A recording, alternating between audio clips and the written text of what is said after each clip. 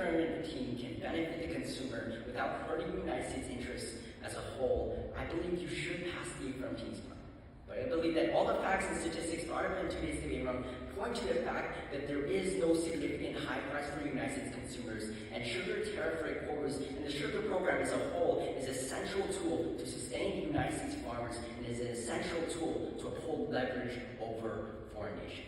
Judges, in today's speech, I'd like to vote on the floor, respond to the Affirm Team's arguments, and ultimately, I'd like to show you that at the end of the day, the sugar tariff program is essential to uphold the United States interests. Now, the first point I'd like to respond to is the idea of incorrect statistics. Now, she stated that the IRS statistics talk about when we compare the United States sugar prices to economies with similar economies to the United States, the United States sugar prices were actually lower than that. And she essentially said it's incorrect statistics and it's a biased source. You can title our response as a biased opinions. The statistics still stand.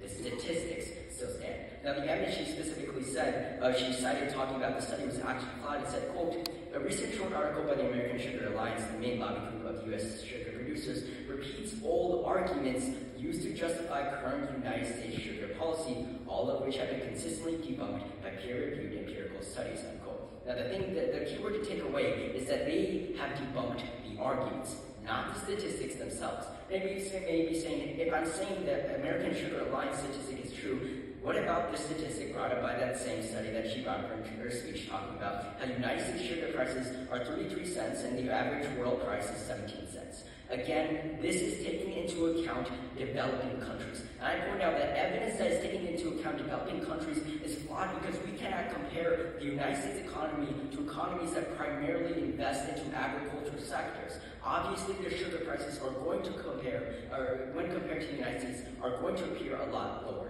And this means that the statistics still stand that I brought up earlier, that compared to the United Kingdom, compared to Germany, compared to Japan, compared to China, the United States has significantly cheaper sugar prices when compared to economies that are similar to the United States. And the impact of this argument is there is no significant problem. The very job of the Affirm Team is to show there is a significant problem in the current system, and they show that problem, but I have shown from these statistics that there is no significant problem to the American consumer.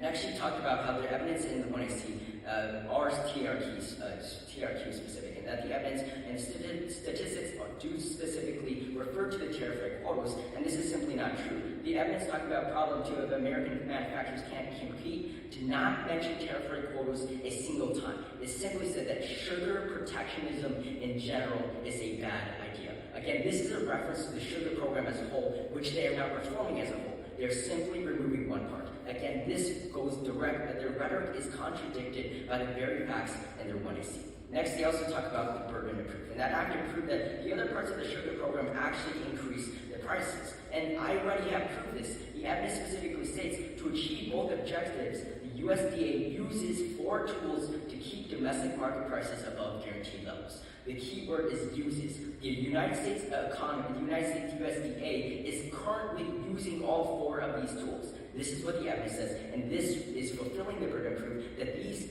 4 tools are keeping the prices higher. And it says it's a guarantee that they keep these prices high. So we can see that this is actually being used in the current system. But she also talked about that the TRQs are the main issue. I can agree. The TRQs are the main cause of why the prices are high. But my response to this is that the other tools will kick in. The other tools will kick in. You remove the TRQs, the United States still has a responsibility to keep the United States price high at a certain price. For example, the price right now is 33.5 cents. The United States has the law to actually keep the price high at that certain extent.